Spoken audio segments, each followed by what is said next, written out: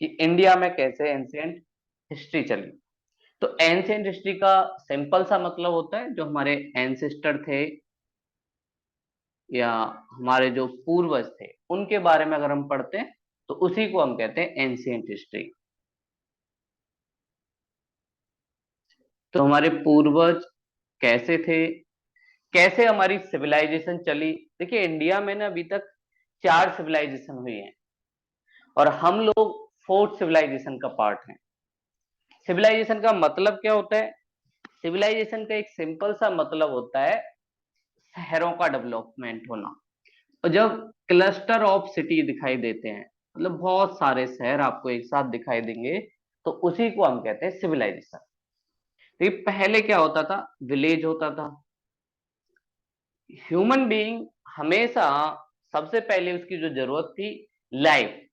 और लाइफ के लिए सबसे पहले जरूरी चीज क्या है? फूड। तो हमारे पास फूड सबसे बेसिक चीज है। जब इंसान जंगलों में रहता था तो वो फूड इकट्ठा करता था, लेकिन धीरे धीरे वो इस फॉरेस्ट से निकल के कुछ कबीलों में आ गया, कुछ ग्रुप में आ गया। और धीरे धीरे ये कबीले विलेज के फॉर्म में चेंज हो गए। और इस विलेज में फूड के लिए हम लोगों को थोड़ा सा नॉलेज मिला एग्रीकल्चर के बारे में। एग्रीकल्चर के बारे में कैसे इंसान को पता होगा? मान लीजिए इंसान ने कोई मैंगो खाया किसी पेड़ से, उसने खा के जो गुठली थी वो डाल दी, और उसने कुछ टाइम बाद नोट किया कि जो जो सीड्स में डालता जाता हूं वहां पे प्लांट हो जाता है। ऐसे इंसान को सबसे पहले एग्रीकल्चर के बारे में पता चला। तो धीरे धीरे इंसान को लगा हमें फॉरेस्ट से इतना रिस्क लेके फूड लेने की जरूरत क्या है? अगर हम लोग एग्रीकल्चर कर सकते हैं वो भी एक जगह रह के, तो हमें एग्रीकल्चर करना चाहिए। तो इन विलेजों में एग्रीकल्चर का डेवलपमेंट होने लगा। और धीरे धीरे जैसे जैसे ये एग्रीकल्चर सरप्लस होगा, ये एग्रीकल्चर क्या है, हम लोग ज्यादा कर पाएंगे। देखिए अभी भी अगर हमें फूड नहीं मिले तो ना तो मैं आपको पढ़ा पाऊंगा, ना आप लोग पढ़ पाओगे। उसका कारण क्या है? उसका सबसे बड़ा रीजन ये है कि सबसे पहली बेसिक जरूरत हमारी फूड है। नॉलेज हो या सर्विस सेक्टर हो या और कोई टर्सरी सेक्टर हो, उसमें हम तब तक नहीं जा सकते जब तक हमारे लिए कोई फूड नहीं उगा रहा हो। तो हमारे देश में अभी जो शहरों का डेवलपमेंट हुआ है वो सारा डिपेंड है विलेज पर, क्योंकि विलेज में फार्मर हमारे लिए फूड करता है। और ये फूड हमारे इंडिया के पास अभी सरप्लस है। और सरप्लस फूड होने की वजह से हम लोगों को एग्रीकल्चर नहीं करनी पड़ती। इसलिए हमारा बहुत सारा ह्यूमन रिसोर्स अदर एक्टिविटी में काम कर सकता है। ऐसे ही इनके यहाँ पे था। लेकिन ये अदर एक्टिविटी में काम तब तक ही चलेगा जब तक आपके पास एग्रीकल्चर सरप्लस होगा। और एग्रीकल्चर सरप्लस जैसे ही कम होगा तो सबको अपने अपने लिए फूड उगाना होगा। तो हम लोगों को भी खेती करनी पड़ेगी। क्यों? क्योंकि अपनी फैमिली की और अपनी जरूरतें हमें पूरी कर। तो ऐसे कहीं ना कहीं विलेज का डेवलपमेंट आया और विलेज में एग्रीकल्चर डेवलप हुई। और जब ये एग्रीकल्चर सरप्लस हुई तो बहुत सारे लोग सर्विस सेक्टर में, जैसे मान लीजिए इस फूड को ही ट्रेड करने का काम करने लगे। एक जगह से दूसरी जगह ट्रेड करने लगे फूड को। इससे इनको इकोनॉमिक बेनिफिट हुआ, गोल्ड मिला, सिल्वर मिला, कॉपर मिला। ये सारी चीजें इंसान ने डेवलप की। और बहुत सारे लोगों को जो थोड़े से इंटेलिजेंस थे, जिनके पास थोड़ी बहुत नॉलेज थी, वो धीरे धीरे धीरे नई नई चीजों में अपना माइंड लगाने लगे। साथ में ही इस ट्रेड के अलावा ये लोग अलग अलग सेक्टर में एजुकेशन हब खुलेंगे। साथ में साइंस एंड टेक्नोलॉजी आएगी। अब बिल्डिंग थोड़ी सी जो ब्रिक्स है वो पक्की ईंटों से बनने लग जाएगी और नई नई डिजाइन आने लग जाएंगी। क्राफ्टमैन डेवलप हो जाएंगे जो क्राफ्ट करेंगे, नई नई चीजें बनाएंगे। तो ऐसे कहीं ना कहीं किसी एक शहर का डेवलपमेंट होता है। तो विलेज से इकोनॉमी सिटी की तरफ डेवलप हो गई। और जब एक साथ बहुत सारे शहर दिखाई देने लग जाते हैं तो उसी को हम कहते हैं सिविलाइजेशन। एक ये शहर हो गया, एक ये हो गया, एक ये हो गया, ये गया, क्लस्टर ऑफ सिटी। इसी को हम कह देंगे सिविलाइजेशन को। तो ऐसे ही किसी भी सिविलाइजेशन का डेवलपमेंट होता है। और इंडिया में अभी तक 4 सिविलाइजेशन हो चुकी है। इंडिया की जो पहली सिविलाइजेशन है उसका नाम है इंडस वैली सिविलाइजेशन। एक चीज आपको कॉमन दिखेगी हर सिविलाइजेशन में, पहला एग्रीकल्चर का सरप्लस होना, और एग्रीकल्चर के लिए सबसे इंपॉर्टेंट चीज इरिगेशन, और इरिगेशन होता है वाटर से। तो इसलिए जो भी आपको सिविलाइजेशन दिखेगी, मैक्सिमम 99% सिविलाइजेशन रिवर के बेसिन के आसपास रहेंगी। इसलिए उन सिविलाइजेशन को हम लोग उस रिवर के नाम के बेस पे उसका नेम रखते हैं। जैसे इंडस वैली सिविलाइजेशन, तो ये किसकी वजह से बनी है? इंडस रिवर जो चाइना से इंडिया में आती है, और उसकी 5 ट्रिब्यूटरीज, जहां प्लेन ऑफ पंजाब जो 5 रिवर से बना है, उस इंडस रिवर्स के आसपास धीरे धीरे लोगों ने अपने फार्म लैंड बनाए, और यहाँ पर एग्रीकल्चर सरप्लस हुआ क्योंकि इनके पास इरिगेशन थी। और इंडिया की पहली सिविलाइजेशन का डेवलपमेंट हुआ, और ये इंडिया की पहली सिविलाइजेशन सबसे ज्यादा ग्रेटेस्ट सिविलाइजेशन में से इंडिया की से एक है, जहां पर हमें हड़प्पा, मोहनजोदारो ये सारी चीजें दिखती हैं। और साथ में ऐसा बोला जाता है कि यहाँ पर जो रूलिंग क्लास थी, वो रूलिंग क्लास थी ट्रेडर। कोई पंडित या पुजारी ना होके ट्रेडर थे, जो अपने बेनिफिट पे बहुत ज्यादा ध्यान देते थे। और धीरे धीरे ये लोग अपने बेनिफिट पे ध्यान देते थे, तो धीरे धीरे क्या किया, इन्होंने छोटे छोटे डैम बनाने स्टार्ट किए अपनी इरिगेशन के लिए। और इंसान का लालच थोड़ा सा बड़ा होता है, लालच बढ़ता गया, इस रिवर ने अपना पाथ चेंज किया, और पाथ चेंज होने की वजह से फूड सरप्लस कम हुआ, और फूड सरप्लस कम हुआ तो सर्विस सेक्टर और ट्रेड भी डाउन हुआ, और फिर उसके बाद इस सिविलाइजेशन का एंड हो गया। तो सिविलाइजेशन के एंड होने का मतलब कभी ये नहीं होता कि वहां के सारे लोग मर गए। सिविलाइजेशन का एंड होने का मतलब जिनकी वजह से वो सिविलाइजेशन डेवलप हुई थी वो रीजन अलग हो गए, और अब फिर दोबारा से ये सिविलाइजेशन सिटी से विलेज की तरफ मूव कर गई। क्यों? क्योंकि अब इनके पास फूड नहीं है, और फूड नहीं होगा तो इन्हें दोबारा से फूड उगाने के लिए गांव में जाना पड़ेगा। और इस रिवर के पाथ होने की, चेंज होने की वजह से, क्लाइमेट चेंज होने की वजह से ये सारी चीजें इसमें हुई। तो इसका मतलब एक और चीज हमें पता ही चलती है कि कोई भी सिविलाइजेशन इनफाइनाइट टाइम तक नहीं रह सकती। इंडस वैली सिविलाइजेशन के पास टेक्नोलॉजी भी काफी ज्यादा थी, लेकिन उसके बावजूद ये सिविलाइजेशन ज्यादा दिन तक नहीं रही। सेकेंड सिविलाइजेशन का जो डेवलपमेंट हुआ है इंडिया का, वो हुआ मगध में।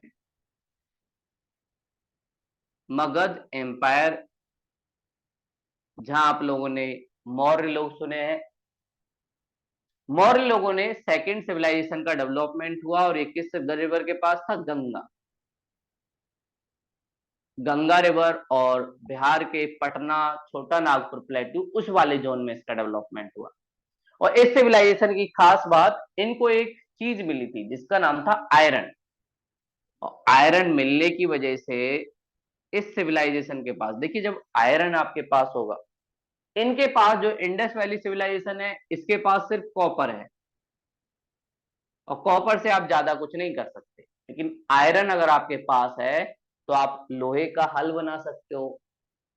लोहे का हल बनेगा तो जुताई अच्छी होगी, साथ में आप आयरन का यूज करके ऐसे वेपन बना सकते हो जिनके द्वारा आप लोग फॉरेस्ट को काट सकते हो। साथ में अपनी डिफेंस के लिए, अपनी आर्मी के लिए भी आयरन का यूज कर सकते हो। तो आयरन ने इन्हें सबसे बड़ी ताकत दी, और इन्हें आयरन कहां से मिला? छोटा नागपुर प्लेटू। छोटा नागपुर प्लेटू, उससे इन्हें बहुत सारा रिसोर्स मिला, आयरन, कोल, और इसकी वजह से ये सेकंड सिविलाइजेशन इंडिया की डेवलप हुई। और इसका डेवलपमेंट गंगा रिवर के आसपास के जोन में हुआ, और इस सिविलाइजेशन ने काफी बड़े लेवल पे इंडिया में चेंज दिखाए। और इस सिविलाइजेशन की वजह से हमारे देश में बहुत सारी नॉलेज, आपको तक्षशिला दिखेगा, साथ में नालंदा दिखेगा, जो गुप्ता पीरियड में कुमार गुप्त जी बनवाएंगे, वो सब इस एंशियंट टाइम में भी हमें देखेगा जब मगध एम्पायर आएगा। साथ में बौद्ध और जैन रिलीजन वो भी इसी टाइम आएंगे। तो ये इंडिया की सेकेंड सिविलाइजेशन, और यहाँ पे भी वही कंडीशन, पहले फूड सरप्लस हुआ, फूड सरप्लस होने के बाद ट्रेड हुआ, ट्रेड होने के बाद लोग एजुकेशन में ध्यान देने लगे, साथ में हेल्थ पे ध्यान लगे, और धीरे धीरे धीरे धीरे हमारी सेकेंड सिविलाइजेशन का डेवलपमेंट हो गया। फिर से इकोनॉमी विलेज से शहर की तरफ चली गई। थर्ड सिविलाइजेशन जो हमारी इंडिया की डेवलप हुई वो मिडेवल टाइम पीरियड में, और ये कब हुई, जब हमारे देश में दिल्ली सल्तनत, दिल्ली सल्तनत का टाइम आया। उस टाइम इंडिया में थर्ड सिविलाइजेशन डेवलप हुई, जब हमें कुतुबुद्दीन ऐबक, इल्तुतमिश, और साथ में इसमें जोड़ सकते हैं आप कहीं ना कहीं मुगल एम्पायर। तो दिल्ली के आसपास के जोन में, और दिल्ली किसके पास पड़ती है, यमुना रिवर। तो यमुना रिवर के आसपास वाले जोन में जिस सिविलाइजेशन का डेवलपमेंट हुआ उसी को हम कहते हैं दिल्ली सल्तनत सिविलाइजेशन। यहाँ पे भी सेम कंडीशन, पहले इन लोगों को फूड सरप्लस हुआ, फूड सरप्लस होने के बाद ये लोग ट्रेड करने लगे, ट्रेड के बाद धीरे धीरे इनका इकोनॉमिक डेवलपमेंट हुआ, और इकोनॉमिक डेवलपमेंट की वजह से बहुत सारे शहरों का डेवलपमेंट हुआ। आगरा डेवलप हुआ, साथ में आपको दिल्ली दिखता है वो भी डेवलप हुआ, फतेहपुर सीकरी दिखता है वो भी डेवलप हुआ। ये सारे शहर डेवलप हुए और इसकी वजह से सिविलाइजेशन का डेवलपमेंट हुआ। फिर उसके बाद ब्रिटिश लोगों का आना होता है, ब्रिटिश लोग इनको हराएंगे और इस सिविलाइजेशन का भी एंड होता है। साथ में बहुत सारे अटैकर इनके ऊपर अटैक करेंगे, तो इसकी वजह से भी इस मिडेवल टाइम पीरियड वाली सिविलाइजेशन का एंड होता है। और लास्ट वाली सिविलाइजेशन जिसमें अभी हम लोग हैं, जिसे 21st सेंचुरी वाली सिविलाइजेशन कहते हैं, ये इंडिया की लास्ट सिविलाइजेशन है। और ये कहाँ पर डेवलप हुई है, दिल्ली के आसपास वाले जोन में, तो इसे आप कह सकते हो दिल्ली सिविलाइजेशन ही, जहाँ पे थर्ड सिविलाइजेशन डेवलप हुई। या हम कह सकते हैं गंगा यमुना सिविलाइजेशन, गंगा एंड यमुना। ये सिविलाइजेशन का डेवलपमेंट कहीं ना कहीं गंगा और यमुना रिवर के आसपास अभी भी हो रहा है, डेवलपिंग स्टेज में हम धीरे धीरे धीरे धीरे हम लोग इसमें डेवलप हो रहे हैं। और हमारे देश में बहुत सारे शहर हमें दिखाई देते हैं, क्योंकि हमारी कैपिटल न्यू दिल्ली वो नॉर्थ इंडिया में और गंगा यमुना रिवर के आसपास है, तो कैपिटल काफी ज्यादा फेमस रहती है। उसी के बेस पे इस सिविलाइजेशन का नाम हमने क्या रख दिया, गंगा यमुना सिविलाइजेशन। तो ये हमारी फोर्थ सिविलाइजेशन है, और जो 21st सेंचुरी की हमारी सिविलाइजेशन दिखाई देती है। अभी हम लोग हैं 21st सेंचुरी।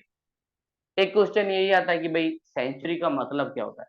देखो सेंचुरी का मतलब 100, हमें पता है कि भाई 100 का मतलब सेंचुरी होता है, और हम सेंचुरी कैसे देते, मान लीजिए अभी 2023 चल रहा है और हम लोग बोल रहे हैं इसे 21st सेंचुरी।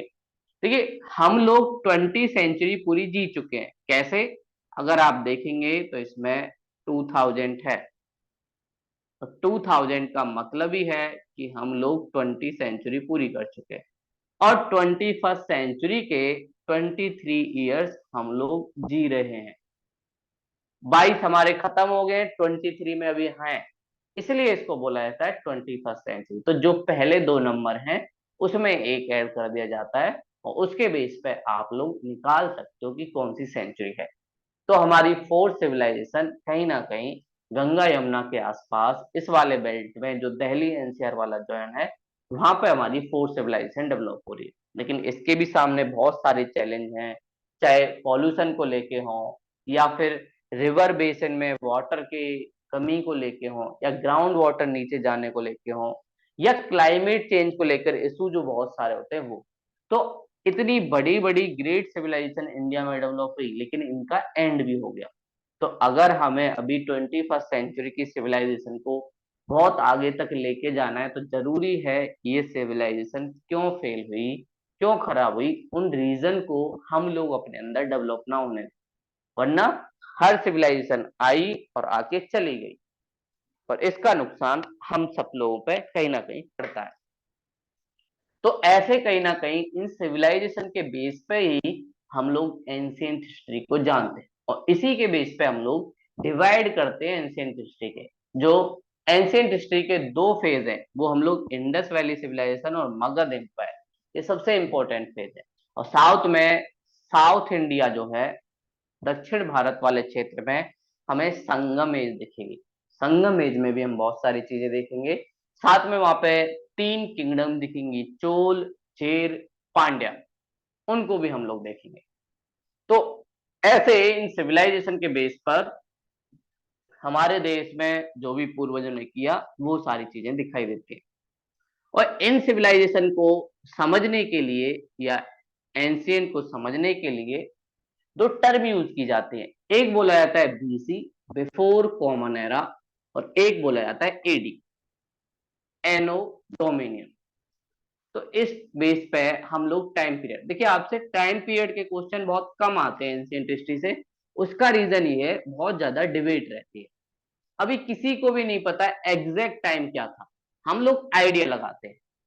जो कार्बन डेटिंग से हमें पता चलता है कि भाई हो सकता है मे बी इस साल से इस साल तक ये सिविलाइजेशन रही हो, क्योंकि हम लोगों के पास ना तो उनकी स्क्रिप्ट है, ना हमारे पास ऐसा कोई इक्विपमेंट है जिसके थ्रू हम एंशियंट टाइम में जा सके। तो हम लोग बस आइडिया लगाते हैं, और इसीलिए इस आइडिया के बेस पे ही हम उस टाइम पीरियड को डिसाइड करते हैं। तो इधर वाला area BC, before common era, और ये एडी। तो ये किसके नाम पे होता है? क्योंकि देखो ब्रिटिश लोगों ने, यूरोपीय लोगों ने हम लोगों को एक तरीके से डोमिनेट किया, तो उन्हीं ने हिस्ट्री को पढ़ने के लिए दो फेज में बांटा। तो ये वाला पार्ट बिफोर कॉमन एरा, और ये इस बेस पे है कि इनके जो क्रिसमस के सबसे बड़े जो इनके गॉड हैं, जीसस क्रिस्ट, तो क्रिस्ट जी के नाम पे ही इन लोगों ने क्रिस्ट जी के बर्थ से पहले वाला पीरियड, बिफोर बर्थ, ये बीसी कहलाता है। और उनके बर्थ के बाद या उनकी डेथ के बाद वाला जो पीरियड है, आफ्टर दैट, इसी को कहते हैं एनो डोमिना, या आप इसे कह सकते हो आफ्टर डेथ। इस बेस पे हम लोग टाइम पीरियड को एक तरीके से बांटते हैं। लेकिन इस एंशियंट टाइम पीरियड में बहुत लंबा टाइम पीरियड होता है। इस वजह से आपसे हिस्ट्री के जो क्वेश्चन है, मॉडर्न हिस्ट्री में बेशक आपसे डेट पूछ जाएगी, लेकिन आप लोगों से एंशियंट हिस्ट्री में डेट बहुत कम पूछी जाती है। उसका रीजन काफी ज्यादा डिस्प्यूट रहता है, इस वजह से इसलिए। और साथ में हम देखेंगे भाई हमें कैसे पता चला, सोर्स क्या क्या है हमारे पास, किस किस सोर्स से हमें पता चला कि हमारी एंशियंट हिस्ट्री क्या थी। तो सबसे पहले वो सोर्स जानना जरूरी होता है जिनके थ्रू हम लोग अपनी एंशियंट हिस्ट्री को जानें। देखिए सोर्स में आज के टाइम भी हमारे पास दो सोर्स है। मान लीजिए अभी हम लोग रह रहे हैं और अचानक कोई ऐसा अर्थक्वेक आए, हमारी सिविलाइजेशन पूरी खत्म हो जाए, या अर्थ पर कोई दूसरा मेटेरॉइड गिरे और हम सब लोग इंसान खत्म हो जाए, तो आगे वाली जनरेशन को कैसे पता चलेगा कि भाई हम लोग क्या थे, कैसे थे? तो ऐसे ही ऐसा है, ऐसे ही इनको थोड़ी ना पता होगा कि हमारे लोगों का, हम लोगों का एंड हो जाएगा। वो धीरे धीरे धीरे धीरे एंड होता है और किसी को नहीं पता होता। लेकिन ये लोग कुछ चीजें करते हैं, जैसे लिटरेचर। लिटरेचर इन लोगों ने लिखा हुआ, लिटरेचर में हो सकता है ये लोग कोई पोएम लिख के गए हों, हो सकता है कोई नोवेल जिसे हम कहते हैं ऐसे कुछ लिख के गए हों, या किसी की स्टोरी हो सकती है, उसके बारे में इन लोगों ने लिखा हो। तो इससे हमें पता चलता है लिटरेचर से। और लिटरेचर भी उस टाइम दो तरीके की होती थी। एक रिलीजियस लिटरेचर जो रिलीजन से रिलेटेड है, और दूसरा नॉन रिलीजियस,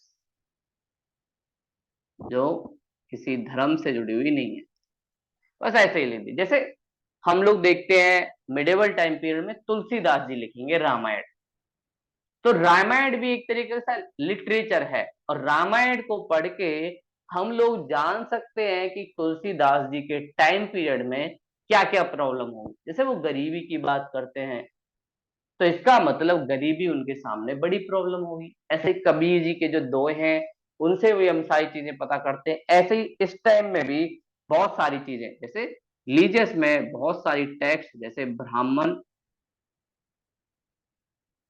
लोग जो लिख के गए, जैसे वेदा, वेद के थ्रू हम लोग जानेंगे ऋग्वेद, सामवेद, यजुर्वेद। साथ में वेद को समझने के लिए जो उपनिषद लिखे गए। उपनिषद क्या है? एक तरीके से गाइड है जो आपको वेद पढ़ना सिखाते हैं, कैसे आप लोग वेदों को समझ सकते हैं। उसके लिए उपनिषद का डेवलपमेंट हुआ। फिर बहुत सारे पुराण जो हिंदू धर्म में काफी ज्यादा चलते हैं। फिर हमें दो सबसे बड़े टेक्स्ट मिलते हैं, रामायण, जिसे वाल्मीकि जी लिखेंगे। फिर उसके बाद महाभारत, ये टेक्स्ट भी हमें मिलती है। तो ये रिलीजियस जो टेक्स्ट हैं, ये सारी चीजें हमें मिलती है। साथ में बौद्ध रिलीजन जब डेवलप हुआ, उसने भी कुछ बुकें लिखी। तो उनकी बुक को हम लोग जानते हैं त्रिपिटक। त्रिपिटक, इसमें यानी विनय पिटक, ये वाली बुक भी ये लोग लिखेंगे। अभिधाम पिटक, ये वाली बुक भी लिखेंगे। तो इन त्रिपिटक के द्वारा भी हमें बहुत सारी चीजें पता चलेंगी। साथ में जातक कथाएं जो हमें एलोरा, अजंता, इसमें दिखाई देती हैं, बुद्ध जी के लीजन से रिलेटेड, उनकी लाइफ से रिलेटेड, इनसे भी हमें सारी चीजें। और साथ में इनके दीपवंश, महावंश और महावंश, कई बार आप लोगों से मैच करने के लिए भी आता है। बताइए इनमें से कौन सा टैक्स बौद्ध रिलीजन से रिलेटेड है, कौन सा टैक्स जैन रिलीजन से रिलेटेड है। तो इसके लिए भी ये काफी ज्यादा इंपॉर्टेंट है कि हमारे देश में एंशियंट टाइम में कैसे कैसे चीजें चला करती थी और उसके क्या क्या रीजन थे। तो उसके लिए आपको ये जैन, बौद्ध, इनके बारे में जानना जरूरी है, कैसे इंडिया में इनके वो होता। ऐसे ही जैन से रिलेटेड हुई भगवती सूत्र,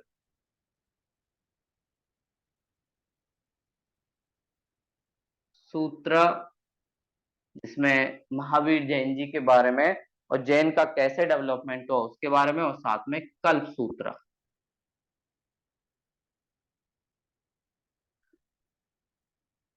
जो दो सूत्र हैं वो किसके हैं? जैन रिलीजन से related।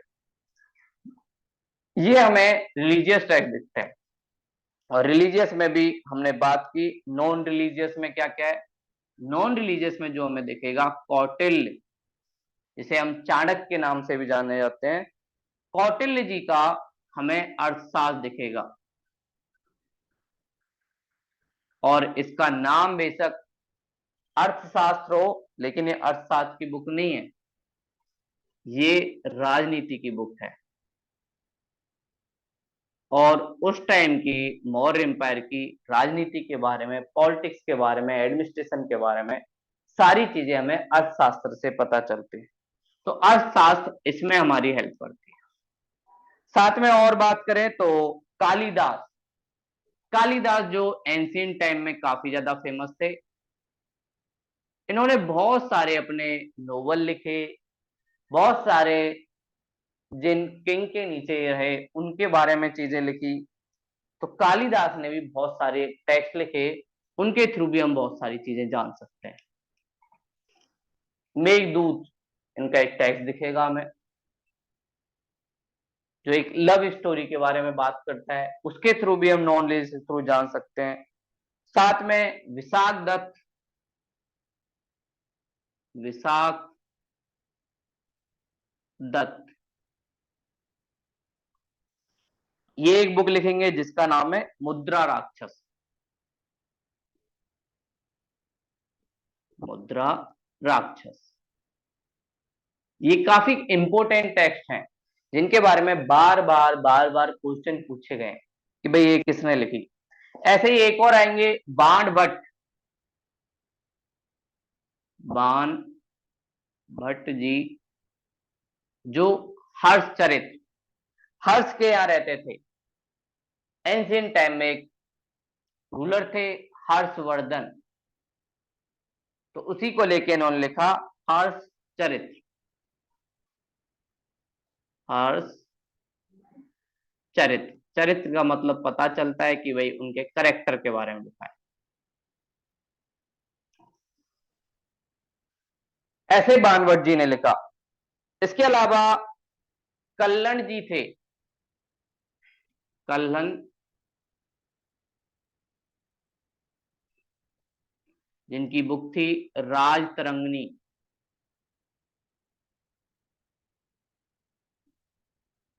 आप लोग भी इन बुक के नाम लिखते जाना।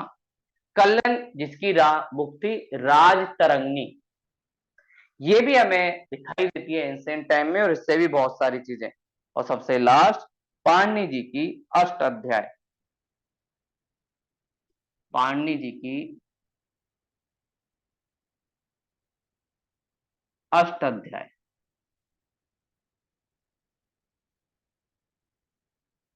ये भी हमें एंशिएंट टाइम। ये जो हमने टेक्स्ट देखी अभी तक, ये इंडियन लोगों की हैं। पहले हमने देखा लिटरेचर, लिटरेचर को हमने दो पार्ट्स में बांटा। ए वाला पार्ट हमारा रिलीजियस, दूसरा नॉन रिलीजियस। रिलीजियस में हमने 3 रिलीजन से जुड़ी बुक देखी, ब्राह्मण जिनका वेद, उपनिषद, पुराण, रामायण, महाभारत। फिर हमने बौद्ध से जुड़ी हुई कुछ देखी, जिनमें त्रिपिटक है, जातक स्टोरी है, दीपवंश, महावंश।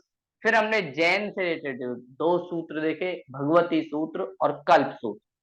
उसके बाद नॉन रिलीजियस में हम लोगों ने जाना कौटिल्य, जिनका एक अर्थशास्त्र बुक पॉलिटिक्स से रिलेटेड। फिर उसके बाद कालिदास के बहुत सारे टेक्स्ट, जिसमें मेघदूत, दूत जैसे टेक्स्ट हमें दिखाई देते हैं। फिर उसके बाद विशाखदत्त जिनकी मुद्रा राक्षस, बाणभट्ट जिनका हर्षचरित, और फिर उसके बाद कल्हण जिनकी राजतरंगिणी, और पाणिनि जिन्होंने एक तरीके से अष्ट अध्याय ये बुक लिखे। तो ये सारी बुक कहीं ना कहीं एंशिएंट टाइम में जो भारतीय लोगों ने लिखी उनके बारे में वर्णन थे। लेकिन बहुत सारे लोग ऐसे थे जो बाहर से भारत आए थे, फॉरेन। तो कुछ फॉरेनर लोगों ने भी भारत में कुछ चीजें बताई हैं। तो कुछ फॉरेनर लोग भी भारत में आए, और इन फॉरेनर लोगों ने भी भारत के बारे में कुछ चीजें बताई। और ये फॉरेनर लोग बहुत ज्यादा फेमस भी हैं, इनके बारे में पूछा है। जैसे मेगस्थनीज,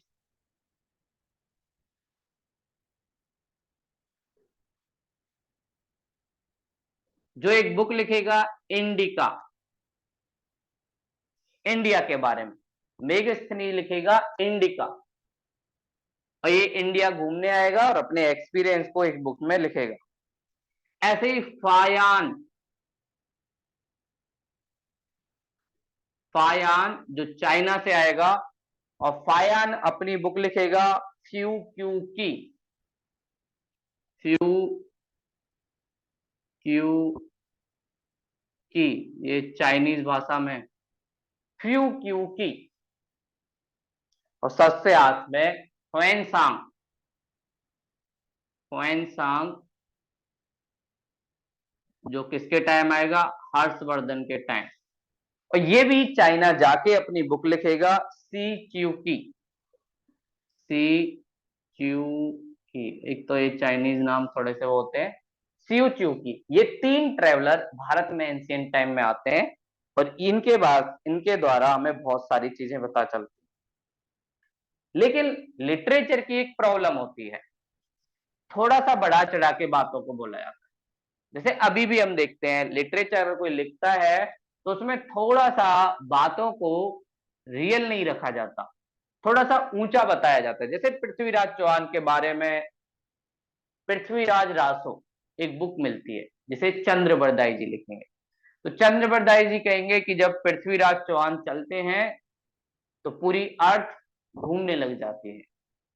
तो ये सारी बातें इनकी लिमिटेशंस में आती है। तो लिटरेचर की कुछ लिमिट हैं, और इनसे हमें एग्जैक्ट चीजें नहीं पता चलती। सबसे बड़ी चीज, बड़ा आइडियलिस्टिक अप्रोच करते हैं।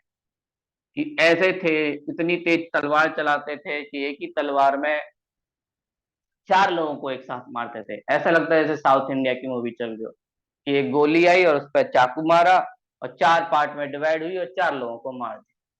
तो थोड़ा सा आइडियलिस्टिक होता है। और दूसरी एक प्रॉब्लम, डेट नहीं मिलती सर। डेट आगे पीछे काफी ज्यादा जाती, क्योंकि इन्होंने हिस्ट्री नहीं लिखी, लिटरेचर लिखा है। और लिटरेचर में हिस्ट्री को ज्यादा ध्यान नहीं रखा जाता। लिटरेचर का मेन एसेंस अपनी सोसाइटी की जो चीजें हैं उनको प्रेजेंट कर दो, स्टोरी के थ्रू, नोवेल के थ्रू। बस इतना ही लिटरेचर का मतलब होता है, हिस्ट्री से उससे कोई जोड़ नहीं था। तो ये सारी चीजें इसमें मिलती, और साथ में जो रिलीजियस टेक्स्ट बुक हैं वो कहीं ना कहीं अपने रिलीजन से जुड़ी हुई बातों को ज्यादा उठाती हैं, अपनी चीजों को अच्छा बताती हैं। ये सारी भी इसकी वीकनेस। तो हमने जाना कि भाई कैसे पहला सोर्स हमें जो दिखेगा एंशियंट हिस्ट्री को जानने के लिए, वो है लिटरेचर, जिसे हमने 2 पार्ट में बांटा, एक रिलीजियस, दूसरा नॉन रिलीजियस। दूसरा जो तरीका हमारे पास है उसमें हम आर्कियोलॉजिकल सोर्स कि हम लोग थोड़ी खुदाई करें, और खुदाई के बाद जो जो एविडेंस हमें मिलता जाए उस आर्कियोलॉजिकल सोर्स के बेस पर कि भाई वो किस बर्तन में खाते थे ये मिल जाए, या उनका क्लॉथ मिल जाए, या उनकी डेड बॉडी मिल जाए। नीचे कब्रिस्तान को अगर हम खोदें तो उस डेड बॉडी में बहुत सारी चीजें हमें दिखाई देंगी। उसके थ्रू भी हम लोग जान सकते हैं कि भाई ये लोग कैसे रहा करते थे, या इनका कोई बिल्डिंग आर्किटेक्चर भी अगर हमें दिख जाए तो उससे भी हम बहुत सारी चीजों का आइडिया लगा सकते हैं। तो एंशियंट हिस्ट्री को जानने के लिए एक तो हमने लिटरेचर देखा, और दूसरा हमारे पास आर्कियोलॉजिकल सोर्स।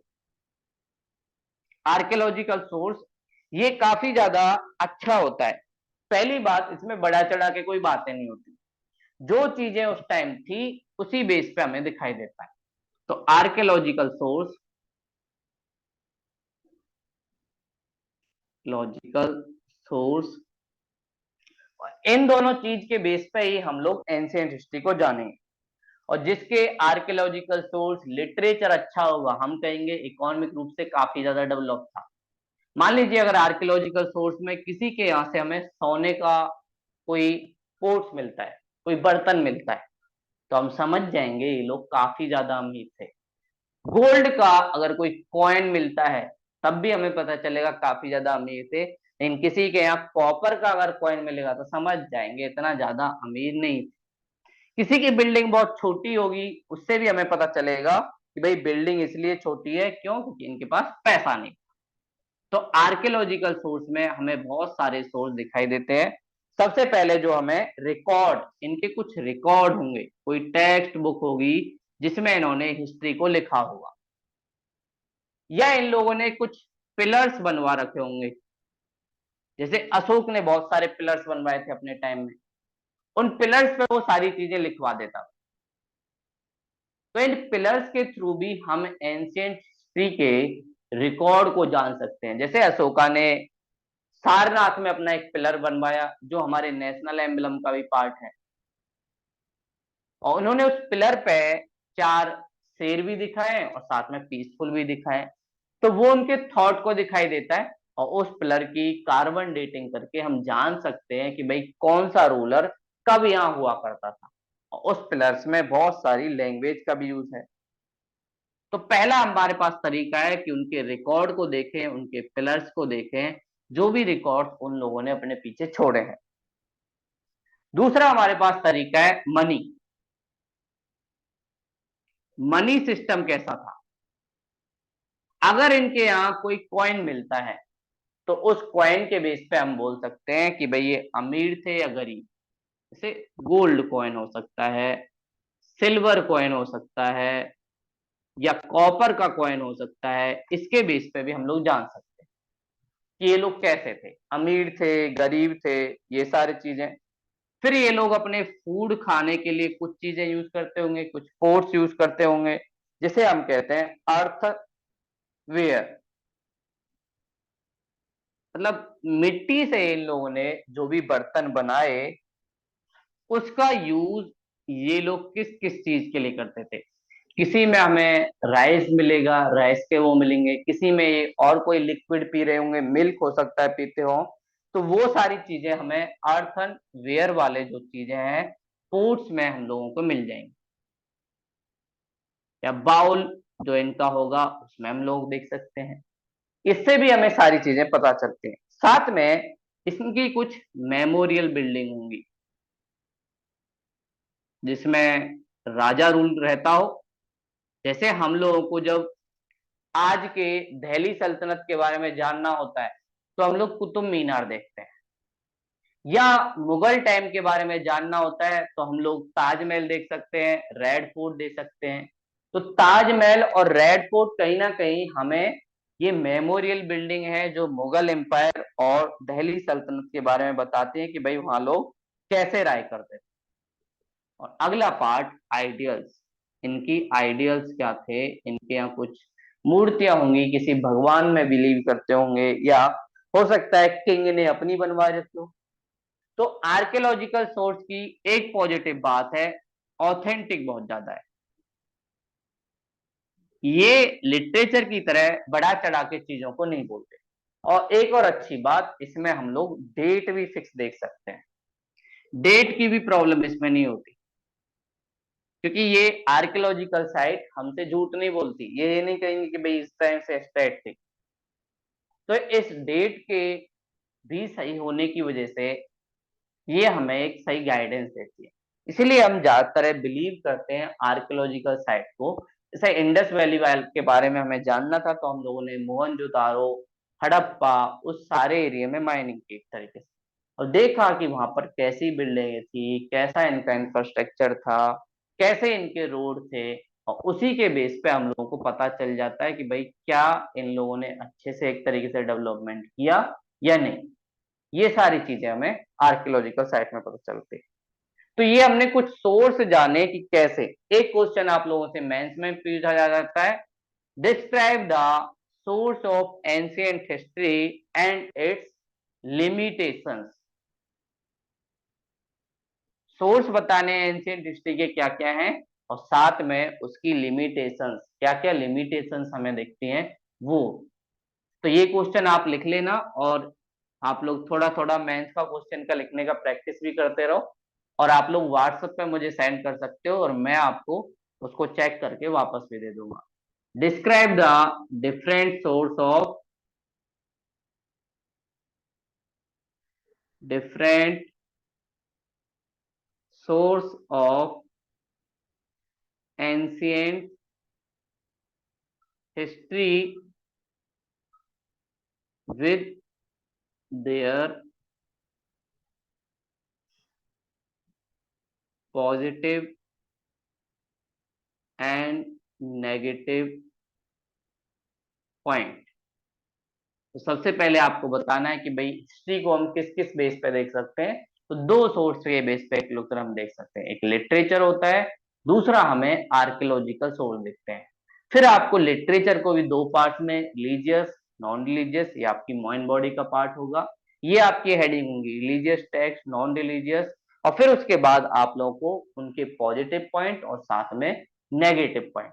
ऐसे ही आप लोगों को दूसरा एक पार्ट इसमें बनेगा आर्कियोलॉजिकल सोर्स, वो दूसरा हेडिंग बनेगा। आर्कियोलॉजिकल सोर्स में ये चीजें आपको बतानी है, और इसका भी पॉजिटिव, इसका भी नेगेटिव, फिर कंक्लूजन दे देता है कि भाई हम लोग इसके बेस पे ही सारी चीजें जानते हैं। जैसे इंडस वैली सिविलाइजेशन के बारे में हमने जाना, मौर्य एम्पायर के बारे में पिलर के थ्रू जाना, ये सारी चीजें हमें पता चलती है। दिल्ली सल्तनत के बारे में उनकी बिल्डिंग, कुतुब मीनार हमने देखी, रेड फोर्ट हमने देखा, ताजमहल हमने देखा, उसके थ्रू हम लोग ये सारी चीजें जानते हैं। तो आप लोग लिखने की कोशिश करना, और ये आप लोगों को 150 वर्ड्स में आसपास में लिखना है। 150 वर्ड्स मतलब 1.5 पेज, लगभग 1.5 पेज के आसपास। ऐसा माना जाता है अप्रोक्स। A4 साइज सीट अगर आपके पास होती है तो पहले जो सीट होती है उसमें लगभग 90 to 100 वर्ड्स आते हैं। तो दूसरी सीट में आपको हाफ पेज और बनना होता है तो उसमें 50 के आसपास आ जाते हैं। तो इसमें आप लोग लिखने की कोशिश करना, इससे आप लोगों की प्रैक्टिस हो जाएगी। तो ये सारी चीजें हमारे थे। अब हम लोग पढ़ेंगे कि भाई हिस्ट्री कैसे हम लोग देखते हैं। अब हिस्ट्री को जो हमने सोर्स देखे, उसके बेस पे अब हम लोग कुछ हिस्ट्री के टाइम पीरियड को डिसाइड करेंगे। अलग अलग टाइम पीरियड को हम लोग कैसे डिसाइड करेंगे भाई कौन सा टाइम पीरियड क्या था।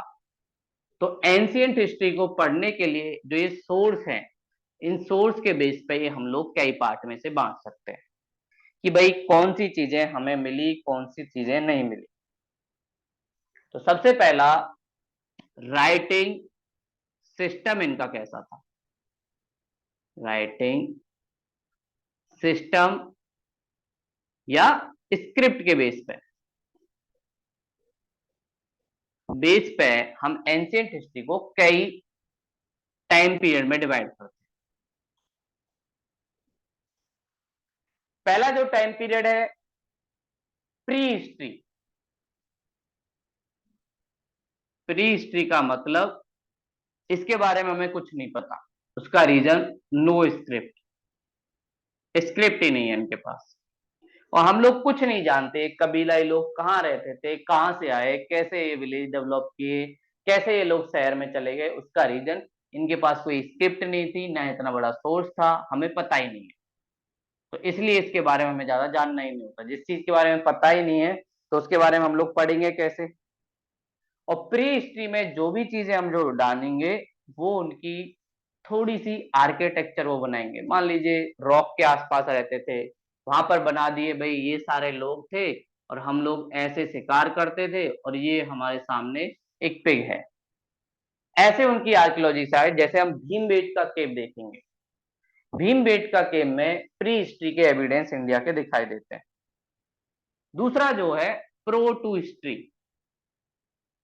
प्रो टू हिस्ट्री मतलब अब धीरे धीरे हम लोग स्क्रिप्ट की तरफ बढ़ गए हैं, इसलिए इसको बोला जाए कि हिस्ट्री के पास वाला। इस टाइम स्क्रिप्ट तो है, स्क्रिप्ट डेवलप हुई, बट रीड नहीं कर पाए हम लोग। स्क्रिप्ट है लेकिन हमको समझ नहीं आती स्क्रिप्ट। जैसे इंडस वैली सिविलाइजेशन की स्क्रिप्ट तो है, लेकिन हमें समझ ही नहीं आता कि ये लोग कहना क्या चाहते हैं। हड़प्पा सिविलाइजेशन या इंडस वैली सिविलाइजेशन वाले लोगों के पास स्क्रिप्ट थी, और वो एक तरीके से पिक्टोरियल फॉर्म में थी। पिक्टोरियल मतलब पिक्चर। जैसे वो लोग बोलते थे कि भाई जंगल में मोर नाचा, और मोर नाचने को कैसे दिखा रहे हैं, ऐसे अंदर, और अंदर में मोर को नाचते हुए दिखा रहे हैं। हमको समझ ही नहीं आ रहा है कि ये मोर नाच रहा है या कौवा नाच रहा है। हमें ऐसे लग रहा है जैसे वर्ल्ड कप का कुछ चीज हो। तो इनकी जो स्क्रिप्ट थी वो पिक्टोरियल फॉर्म में होने की वजह से, और उस पिक्टोरियल फॉर्म की वजह से हमें समझ ही नहीं आया। और इनका ऐसा नहीं था कि वो पिक्चर भी पहले से ही डिफाइन हो कि भाई इसका मतलब ये है, इसका मतलब ये है। ऐसा भी हमें कुछ नहीं दिखाई दे, लेकिन इनके स्क्रिप्ट तो थी। तो हम लोग बस आइडिया लगाते हैं कि भाई ऐसा हुआ होगा, ऐसा हुआ होगा। और ऐसे ही वैदिक पीरियड जो है, वैदिक पीरियड, उसमें स्क्रिप्ट नहीं दिखती, बट ये लोग श्रुति, श्रुति मतलब एक से दूसरे को ज्ञान या नॉलेज को ट्रांसफर करना कैसे, सुनने के माध्यम से। एक मीडियम होता था, एक गुरुजी किसी बच्चे को वेद पढ़ा दी और वो वेद उस बच्चे को याद हो गए, उसने अपनी नेक्स्ट जनरेशन को एक तरीके से उन वेदों के बारे में बता दिया। तो ये वेद जो हम चार वेद पढ़ते हैं, ये लिखे उस टाइम नहीं गए, ये वैदिक टाइम पीरियड में नहीं। लिखना इनका बाद में हुआ, कुछ गुप्ता पीरियड में लिखे गए, कुछ उसके बाद मौर्य के आसपास लिखे गए, उसके बाद इनको लिखा गया है। पहले ये लोग सिर्फ श्रुति का यूज करते थे। तो वैदिक पीरियड की जो स्क्रिप्ट थी वो हमें दिखती नहीं, बस श्रुति इनका था। एक दूसरे को सुनाते रहते थे, उसके बारे में एक चीजें से चलती रहती थी। और हमें यहाँ पर दिखता है कि भाई एग्रीकल्चर का डेवलपमेंट हुआ, साथ में कुछ विलेज बने जहां पे लोग रहते थे, कुछ कबीले थे उसके पास भी रहते थे, और साथ में ये लोग कुछ चीजें यूज करते थे जैसे कॉपर स्टोन। इसी की बेस पे इसको कॉपर स्टोन एज भी कहा जाता है, कि लोग पत्थर से अपने बहुत सारे वेपन भी बनाते थे अपने लिए। व्हील, तो एक पहिया था, उसको भी इन्होंने पत्थर से बनाना स्टार्ट किया। ये सारी चीजें प्रो टू हिस्ट्री में हमें दिखती हैं। और सबसे लास्ट हिस्ट्री, जिसमें पहली बार हमें स्क्रिप्ट प्रॉपर रूप से दिखी और हम लोग समझ पाए कि भैया इसमें कैसे, और अच्छी बात यह है कि हम उस स्क्रिप्ट को समझ भी पाए। जैसे मौर्य एम्पायर की जो स्क्रिप्ट है उसको हमने पढ़ लिया। जेम्स प्रिंसिप एक थे जो इंग्लैंड से आए थे, उन्होंने सबसे पहले डिसाइफर किया कि भाई अशोक कहना क्या चाहते हैं। तो मगध एम्पायर के बाद वाली जो स्क्रिप्ट है वो लोग हम पढ़ पाए, चाहे उसमें बहुत से रिलेटेड टेक्स्ट हों, जिसमें पाली लैंग्वेज का यूज हुआ है, पाली हम पढ़ पाए। अशोक के टाइम ब्राह्मणी, खरोष्टी, पाली, प्राकृत, इन सारी लैंग्वेज का काफी यूज होता था, और उन सारी चीजों को हम लोग पढ़ पाए। इसलिए हम लोग जान पाए कि भाई कैसे अशोक के टाइम में ये सारी चीजें चली थी। तो ऐसे हम इस बेस पे ये सारी चीजें देखते हैं। तो सबसे पहला फेज जो हमारा आता है protohistory. Protohistory में हमें और कुछ सब पार्ट दिखाई देते हैं, ऐसा नहीं कि इसमें यही एक पार्ट है। तो इस टाइम स्क्रिप्ट बेशक नहीं है, लेकिन इसके कुछ पार्ट्स हमें दिखाई देते हैं, और उन पार्ट्स की अपनी अपनी कुछ चीजें हैं, कुछ नेचर हैं, कुछ करेक्टर्स हैं। सबसे पहला पार्ट जिसे हम कहते हैं पिलियोलिथिक एज। पैलियोलिथिक एज, ये सबसे पहले इसका एक पार्ट हमें दिखाई देता है। पैलियोलिथिक एज जिसका मतलब होता है कि भाई इस टाइम ये लोग स्टोन का यूज करना स्टार्ट कर दिए थे, और ये हमें कब दिखती है? 10,000 BC, मतलब ईसा मसीह का जो बर्थ हुआ उससे 10,000 ईयर एगो जो हमें एक चीज दिखती है पैलियोलिथिक एज के रूप में, जो किसका पार्ट है? प्री हिस्ट्री का पार्ट है, उसके रूप में हमें दिखाई देती है। तो प्री हिस्ट्री में सबसे पहला वाला पार्ट पैलियोलिथिक एज। और अभी इस टाइम ईसा मसीह जी का जन्म नहीं हुआ है, इसीलिए इसने हमने क्या किया? बीसी। और बीसी में हम धीरे धीरे धीरे धीरे आगे की तरफ नहीं, पीछे की तरफ आते हैं, जब तक जीरो तक नहीं आते। और एडी में हम जो नॉर्मल हमारा चलता है उसकी तरफ जाते हैं। तो 10,000 BC के आसपास ये सारी चीजें हुई। और इस हिस्ट्री में कोई बारे में हमें कैसे पता चला? रॉक के आसपास इन्होंने कुछ पिक्चर बना रखी थी, शिकार करते हुए लोगों को दिखा रखा था। तो इस टाइम ह्यूमन बीइंग क्या था? एक हंटर था। ये लोग फॉरेस्ट में रहते थे, और फॉरेस्ट में क्या करते थे? एनिमल को पकड़ते थे और एनिमल को खाते थे। मीट, नॉन वेज, ये इनका एक मेन चीज होगा था। और इसी टाइम मॉडर्न ह्यूमन बीइंग का डेवलपमेंट हुआ।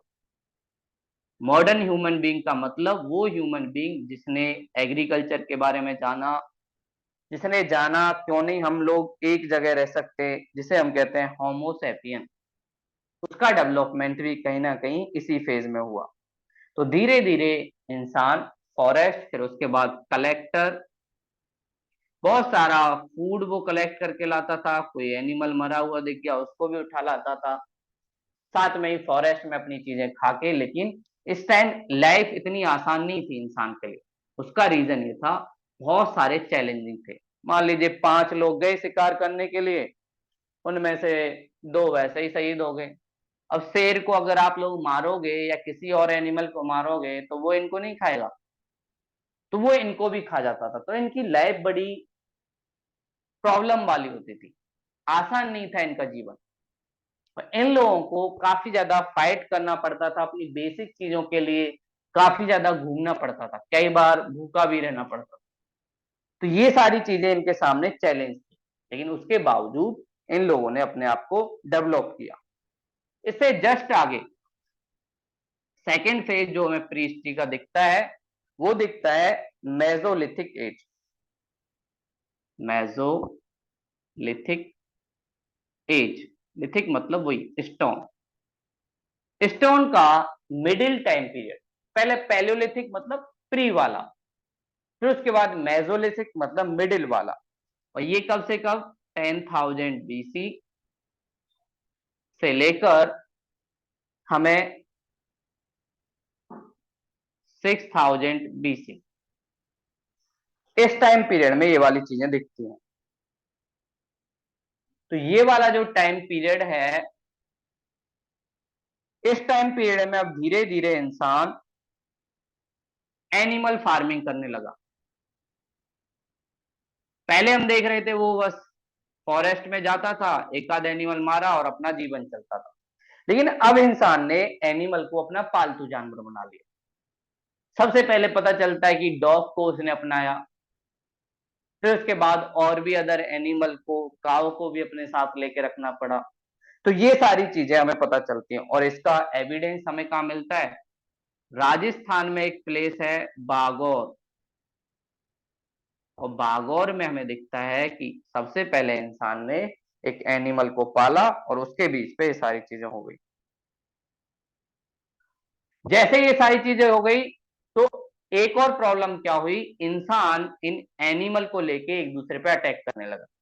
तो एक कबीला दूसरे कबीले पे अटैक करता है, तो इसी फेज में एनिमल अटैक, ह्यूमन बीइंग एक दूसरे पे अटैक कर रहे हैं, तो ह्यूमन अटैक ये होने लगा। तो इंसान की जो थॉट थी या मानसिकता थी, मेंटेलिटी, वो भी हमें इसी टाइम दिखती है। साथ में ये एनिमल, बर्ड्स, इनकी हंटिंग करने लगा। अब इसने तीर धनुष कराने लगे, तीर धनुष बना के, अब उसके पास जाने की जरूरत नहीं है, पास जाएगा तो मारा जाएगा, इसलिए ये सारी चीजें करेगा। साथ में छोटे छोटे वेपन बनाएगा, स्टोन के बहुत सारे वेपन बनाएगा, थोड़ा सा तीखा करेगा उसे, कि जिससे भाई मेरी जान भी बच जाए और साथ में जो दूर खड़ा बर्ड्स है या कोई एनिमल है उसको भी मैं ले लूं। तो ये सारी चीजें उसमें भी। और लास्ट इसका फेज नियोलिथिक, नियोलिथिक एज, इसे हम कहते हैं, न्यू से समझ में आ रहा है कि नया वाला टाइम पीरियड लिथिक टाइम का। इसमें 6000 बीसी से 3000 बीसी